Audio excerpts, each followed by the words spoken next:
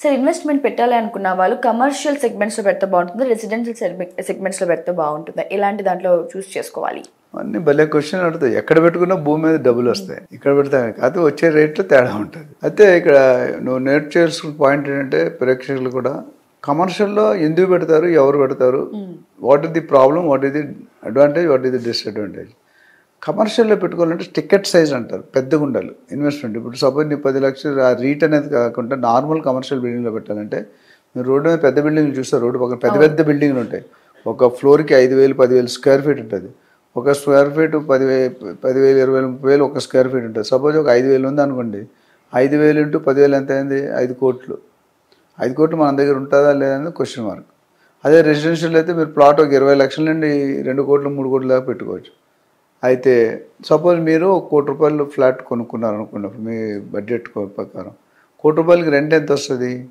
Yearly monthly 20 నుండి 25,000 maximum, అంతకంటే ఎక్కువ రాదు. అండ్ ఓల్డ్ అవుతున్న కొద్ది ఆ ప్రాపర్టీ తాలూకా వాల్యూ కూడా తగ్గుతుంటుంది. సో ఒకవేళ మనం హైయెస్ట్ 25,000 పర్ మంత్ తీసుకున్న సంవత్సరానికి 3 లక్షలు, అంటే ₹1 కోటి ఇన్వెస్ట్మెంట్ 3 లక్షలు వస్తున్న 3%. అదే రియల్ ఎస్టేట్ కమర్షియల్లో ఎక్కువ బడ్జెట్లో పెట్టుకుంటే మీకు 6 to 8% వస్తుంది. అది బిగ్గెస్ట్ అడ్వాంటేజ్. డిస్అడ్వాంటేజ్ అంటే బడ్జెట్ అమౌంట్, అడ్వాంటేజ్ అంటే మీకు రేట్ ఆఫ్ రిటర్న్స్ ఎక్కువ వస్తాయి. కానీ మళ్ళీ ఇంకొకటి అడ్వాంటేజ్ రెసిడెన్షియల్ అనుకోండి, 25,000 టెనెంట్ ఖాళీ చేసాడు అనుకోండి, దొరకడం ఈజీ. కానీ కమర్షియల్లో రోడ్ సైడ్ రీటైల్ ప్లేస్ అయితే మిగతా ప్లేస్లో ఫిల్ అవ్వడం కష్టం. ఆ ఖాళీగా ఉన్న property tax, water tax, electricity bill అన్నీ మీరే కట్టుకోవాలి. ఇది ఒక ఛాలెంజ్ ఉంటుంది. బట్ మామూలుగా అయితే దొరుకుతాయి అదే రోడ్ సైడ్ ఇన్సైడ్, మీరు ఇన్సైడ్ బిల్డింగ్, ఇంత పెద్ద బిల్డింగ్ మీరు ఎప్పుడైనా ఒకరు వెకేట్ చేస్తే ఇంత పెద్ద ఇలా టెనెంట్ రావడం అంత ఈజీగా రాదు. అదే చిన్న ఫ్లోర్ ఉందనుకోండి, ఒక ఫ్లోర్కి లేకపోతే సగం ఫ్లోర్ ఈజీగా వచ్చేసారు.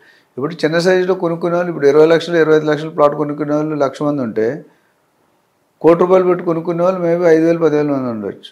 సో అలా బడ్జెట్ పెరిగి ఒక 5 కోట్లు పెట్టి కొనేవాడు మేబీ 100 మంది 200 మంది ఉండొచ్చు గివెన్ పాయింట్ ఆఫ్ టైం.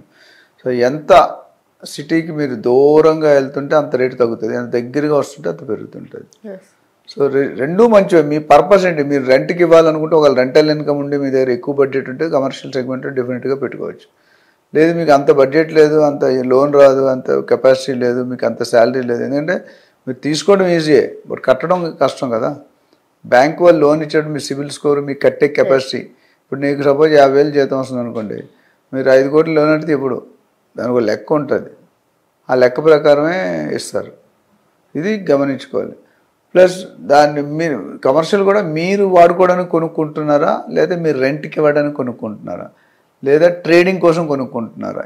మనం చెప్పుకున్న రకాలు ఉన్నాయి, ఇన్వెస్ట్మెంట్ రకాలు. సో అది కూడా డిపెండ్ అయి ఉంటుంది మన ఫ్యాక్ట్, ఇది కొనాలి అది కొనాలి. జనరల్గా ఇప్పుడున్న పరిస్థితుల్లో 4 కోట్లు 3 కోట్లు పెట్టి కొనుక్కోవడం అనేది కొంచెం టఫ్ వాతావరణమే, సిచ్యువేషన్ అంత బాగోలేదు. ఎందుకంటే యూఎస్లో రెసిషన్ ఉంది, సాఫ్ట్వేర్ జాబ్ ఎక్కువ, రియల్ ఎస్టేట్ పెరిగింది వెస్ట్లో, ఎందుకంటే ఐటీ కాంట్రాక్టర్, ఐటీ వాళ్ళ జాబుల్లో 1,00,000 2 లక్షల శాలరీ ఉంటే వైఫ్కి హస్బెండ్కి అవి ఏం చేయాలో తెలియక రెంట్ కట్టే వదిలి ఇన్వెస్ట్మెంట్ పెట్టుకొని ఈఎంఐ కట్టుకొని ఒక 20 సంవత్సరాల తర్వాత 30 సంవత్సరాల తర్వాత ప్రాపర్టీ ఫ్రీ అయిపోతుంది.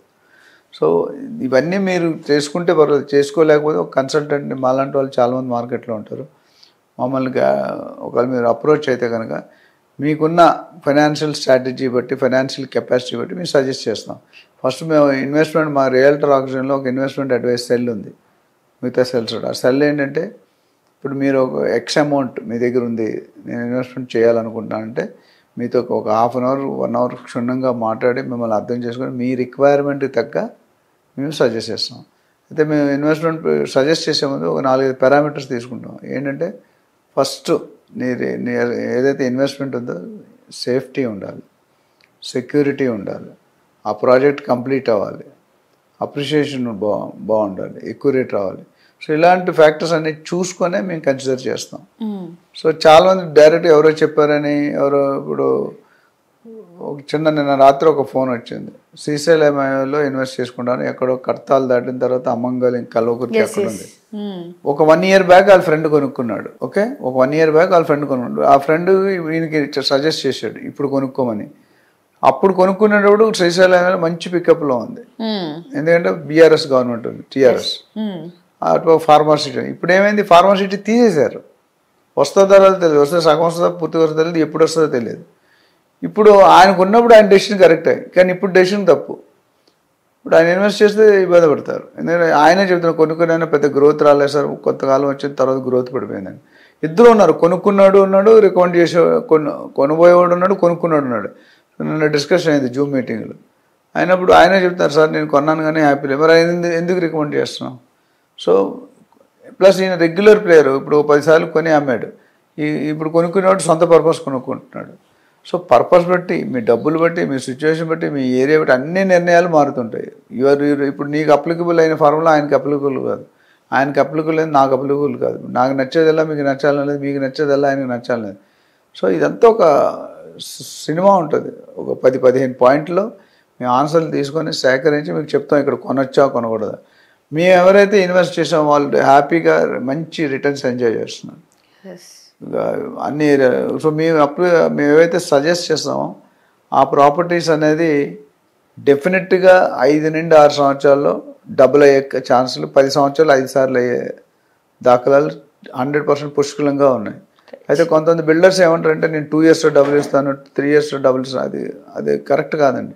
2 years 3 years అయితే అందరూ మొత్తం మిగతా ఇన్వెస్ట్మెంట్ ఓన్లీ రియల్ ఎస్టేట్లో పెట్టుకుంటారు. సో పిండి కొలిది రొట్టి, చెట్టు కొలిది గాలి. సో దాన్ని బట్టి మీరు చూసుకోవాలి. లేకపోతే ఏమవుతుందంటే మనం ఇబ్బంది పడే అవకాశం ఉన్నాయి.